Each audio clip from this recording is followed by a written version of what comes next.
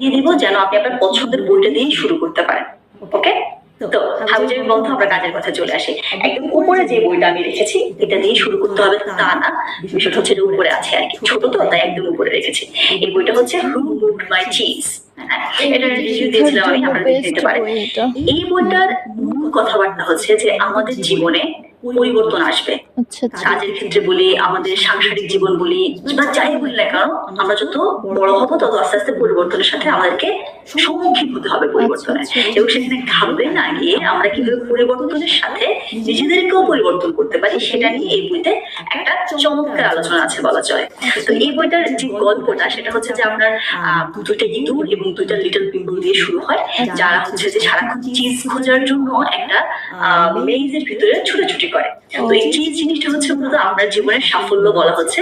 তো আপনি এই বইটা যখন পড়বেন তখন আপনি দেখবেন যে এক পর্যায়ে ওদের চিজ